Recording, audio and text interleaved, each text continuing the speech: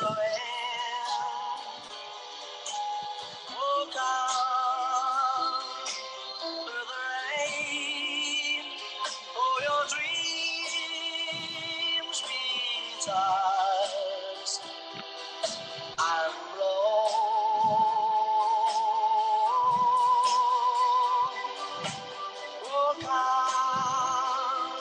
Oh God, with hope in your heart, and you never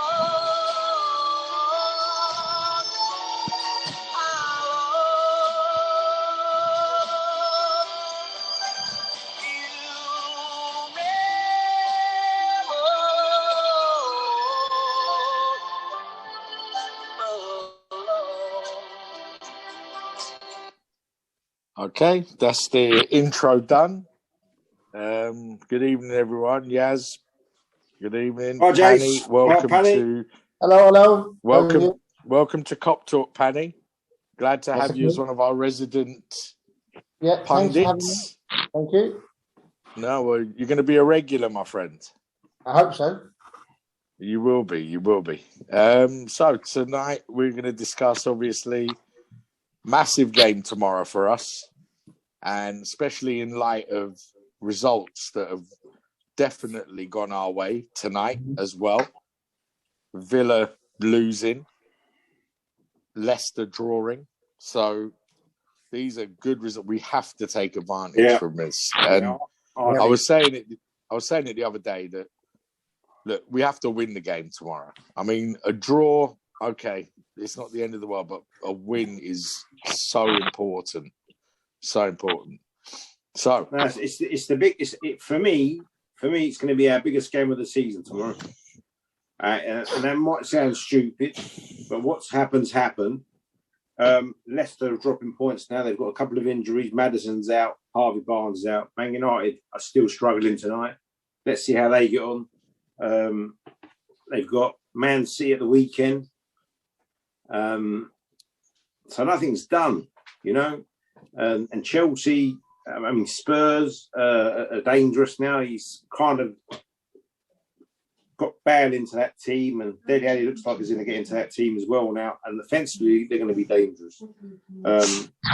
So it's a massive, because if we win tomorrow, and then we can win against Fulham at the weekend, we're putting big results together. Before you know it, we could be right up pushing Man United for second. Yeah, I mean, we just have to win our next. I think we need to win our next 3 league games, which is Chelsea, Fulham, and then Wolves. And if we can do that, the picture will look a lot different in the league, I think. Because by then, some of the other teams will have dropped more points around us. And, that's what I'm hoping for anyway. Panny, let's hear from you, my friend. Well, I'm agreeing with you guys. With the other, a lot of the other teams are playing each other now. I think Leicester's got Wolves. Yeah. Leicester's got Everton, I believe, as well. Is that right? I'm not too sure. I'm sure there's games like that coming out. So a lot of these big boys are playing each other soon. But for me, I think we've been through a lot recently, and I think now with the boys coming back and confidence coming back, especially the things what's happened to Klopp, what's happened to Alisson. You're seeing. I think you're going to see a bit of a change in the Liverpool team, and I think tomorrow it has to start with leaving the defence, in my view, as it has been in the last game, and put Fabinho back in that midfield as a defensive midfielder, and let's go for it, because teams are not going to expect that. They're going to expect him to drop back in. But I think leave it is what I think. And yeah, I mean, I don't think Klopp will do that. Not tomorrow. I think if Fabinho's back, he'll play him in the centre of defence. I agree. I would like to see him in midfield, but I just think Klopp is not sure about Phillips and Kabak against what's going to be. I think they're going to go with speed tomorrow. They're going to play Werner. They're going to play maybe Abraham. They're going to play Ziyech, Pulisic. They're going to go for their very quick offensive players, because if they play Giroud and maybe one of those quick players around him, then we could possibly get away with Kabak and Phillips in the back and Fabinho sitting in front of them. But I think Klopp's concerned about the back two, and I think he wants Fabinho's experience in there. Do you know what I mean? But I agree. I wish he'd play the central defenders where they should play, and Fabinho in the midfield, and just give us that edge in midfield, because we've been missing that the whole season. That's been our problem this year. The team is not functioning as it was last year because the players are playing out of position. And I mean, it's difficult. But look, whatever the other results are, we've just got to make sure we take care of our business. And that's really vital. Other results, I mean, like Panny said, a lot of these teams are going to play each other. Okay. But we've got enough games to make it right for ourselves. And if we win our games that we should win, like we said earlier, I mean, I think there's 13 games left, whatever it is. Yeah. You just got to take one at a time. And, Chelsea are going to play Man United. Spurs got Chelsea next week. There's some big games coming up. They're going to all start taking points of each other. We just need to clear our own path, win our own games. Tomorrow night's a tough game. And if we win, one of the reasons we could win that game tomorrow, for me, is that Chelsea manager being a little bit too clever for his own good. I like him, but he seems to change the team near enough every game. I think he probably will go with a bit of pace tomorrow. But what he does with his centre-backs, to me, is more important. Is it going to be Rudiger? Is it going to be Christensen? Is he going to play wing-backs, Alonso, Chilwell, James? I think we can hurt those players if he gets that wrong. The other thing, it's not acceptable to lose another game at home. I won't have it. So, and I don't think Klopp's going to have it either. We can't. I think that's what we need to do. Though, what we've done over the last few weeks is we've won one, and then we think, right, we're back, and then you go and lose the next one, and then we win one. And then that's what I mean. Like tomorrow now is our next game after the last one that we won. You want to get that second one on, and then just start building a bit of momentum. Yeah, we have to win tomorrow. A win is so crucial.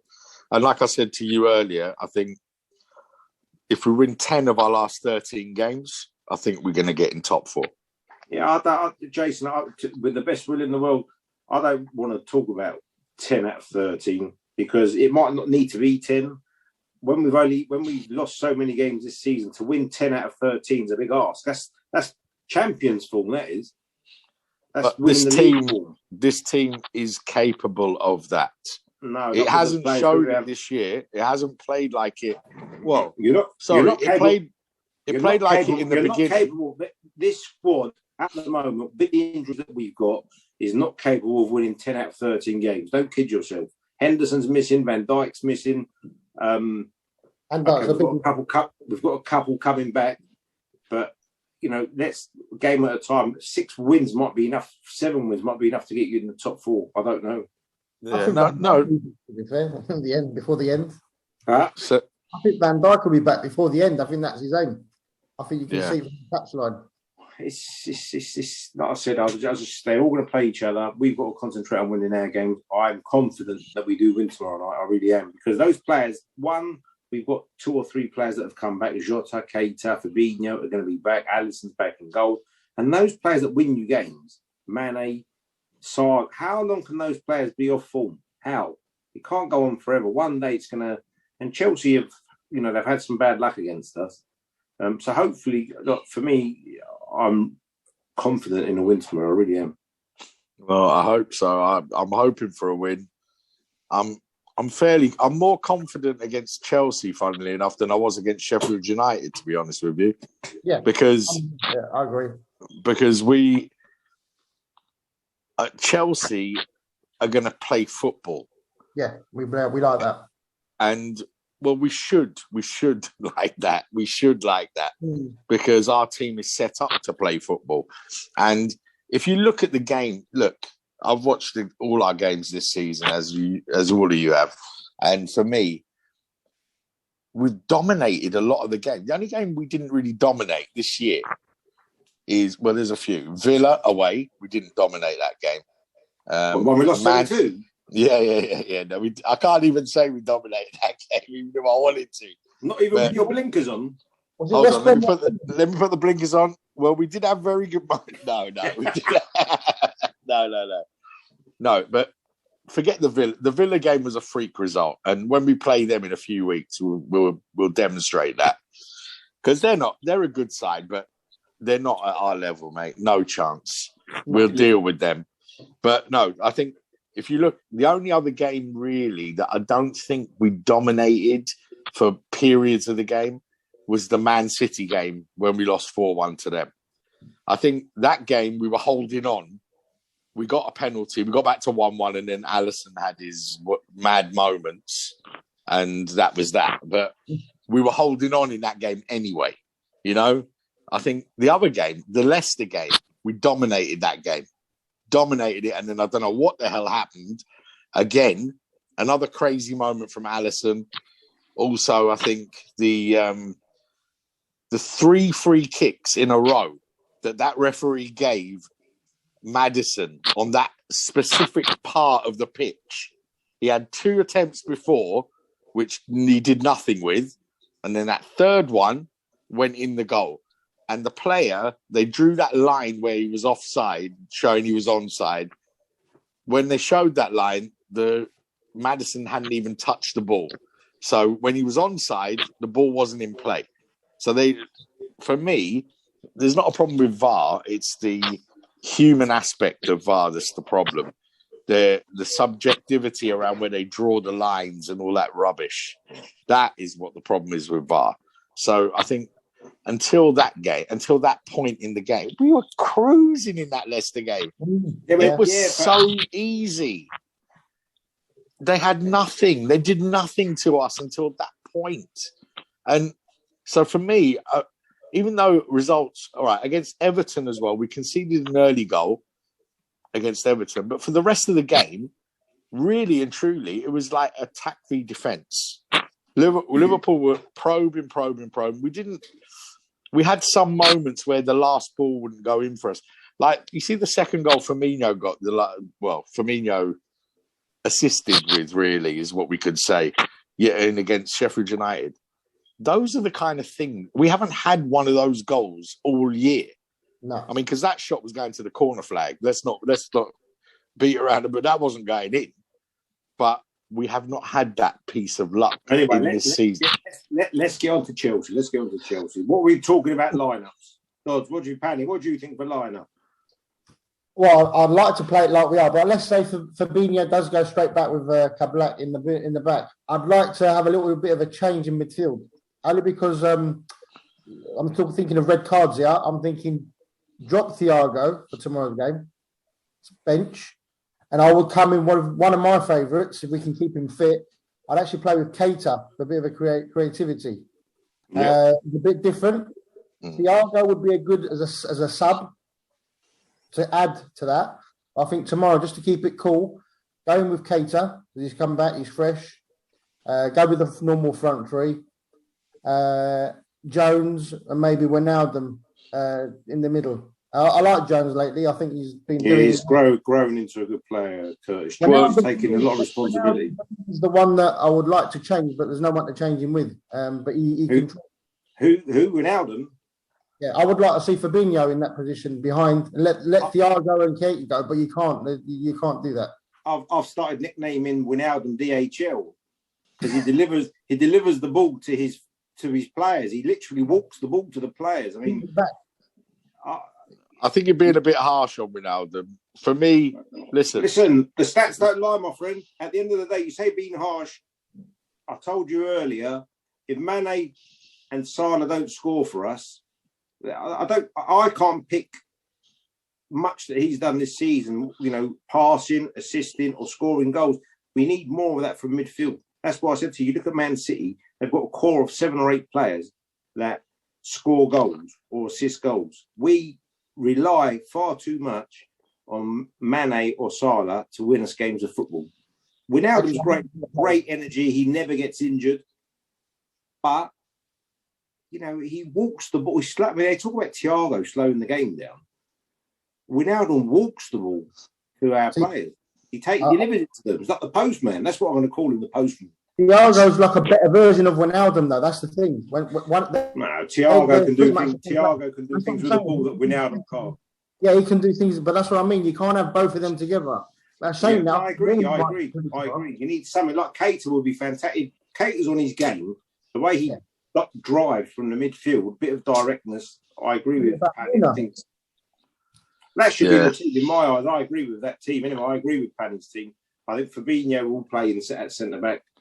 I wouldn't trust Nat Phillips and Kabak at the back together. And I was looking the other day after our Sheffield United game, and they're starting to talk about he's tweaked a little bit with Trent, and he's given him this Cancelo role at Man City, just rolling into the middle and kind of all over the place. Yeah, well, I that'd don't be interesting. Yeah, I don't consider Trent. I don't consider Trent a defender anyway. Yeah, for me, he's not a defender. I used to get upset with him because I'd judge him on his defending, but he's an offensive player. He's a creative, offensive player. So for me, Gerrard. Sorry, I think he's another Gerrard in the making. Yeah, he's definitely never going to leave Liverpool for another club. That's for sure, and he's definitely got the ability and the promise to have the longevity that Gerrard had at Liverpool. That's for sure. He's already had success with Liverpool at a very young age, so that's good. That means he's had the taste, and 5 years from now, he'll be the influence. He'll be the captain of Liverpool, and he'll be the influence in that team, the dressing room, and him and Curtis. And him and I'd say Curtis Jones is another one. Curtis Jones has gone from being a kid, an academy player who played in the Carling Cup, to now he's a first team player now. That's it. Yeah. He's more likely going to start than not start in games now. Yeah. So for me, he's a first team squad player now, and he's pushing for one of the starting lineup positions in midfield. Which is what whoever's fit. Yeah. Whoever's fit. So for me, I think the team tomorrow, as we've said, Alisson should be back. I think the back four, Trent, Robertson, I think Kabak, and he'll put Fabinho in there. I'm pretty certain of that. I think the midfield, Wijnaldum, he trusts Wijnaldum, and I think he'll pick him. And I think Keita and Jones midfield, that would be a decent midfield. That would give us a lot of energy in the midfield. But I have a feeling he's going to put Thiago in there because, as I said earlier to Yaz, but Yaz disagreed with me, I think that this kind of game is more suited to a Thiago style of play because it's going to be technical in that midfield. And that's the kind of player he is. He won't have to concentrate so much on the defensive side of things. He'll be asked to be more creative, and he'll get the space to do that in this game. Against Sheffield United, we had a lot of the ball, as the great one, Yaz, rightly pointed out. But he was closed down. And even though he doesn't lose the ball, he can hold on to the ball in tight spaces. I think he's a player that he likes a bit of time and look up and spray the ball around and play that cheeky no-look pass and all that kind of stuff. That's what he wants to do. Go on, mate. Yeah, so no, I think he'll play Thiago, and I think Keita will come off the bench again. I think Jota. Milner, actually. I think he'll play Milner with Gini and Thiago. Actually, now thinking of it, now you said that. For me, Milner could be in there. Nah, he wouldn't start him. For me, the only change tomorrow, is Fabinho in for Nat Phillips. For me, that's the only change. Yeah. Thiago, listen, he's a big game player, man. He's played Champions League finals. He's played for Bayern Munich, top games. You know what I mean? Pressure. Knows how to deal with games. You know what I mean? He will play 100%. He hasn't come to Liverpool to be rotated or anything like that at 29. He will play. Well, isn't it? Because you've been playing all these. You haven't really played with a decent midfield to get the best out of him. So imagine if you did have. We've not even seen them together with Fabinho, your likes of your Caters. Imagine all that. That's to come. This is yeah. So, Yeah, that's what we were talking in the other day, and I said that's when we've got to judge Thiago. Is when he's playing in the midfield with Fabinho, because then Thiago's not defending. Then he's gone, and he wasn't brought here to be the defensive midfielder. He was brought here to be the quarterback, the door unlocker. The key what picker. I mean? Whatever, locksmith. That's key. I think the other thing we need now as a team is a little bit of regularity. You know what I mean? The same players start learning. Curtis Jones learning each other's game in the middle there, relying on each other, working things out. We've had far too many disruptions in that team for the whole of the season, and the ones that are fit and they're winning the game, etc. He can. The others that are coming back from injury. We need them. But at the moment, I think that's the team. And I'm going for a win, guys, tomorrow. Me too. And I think Curtis Jones, man of the match tomorrow. I think he's going to have a stormer tomorrow. I really do.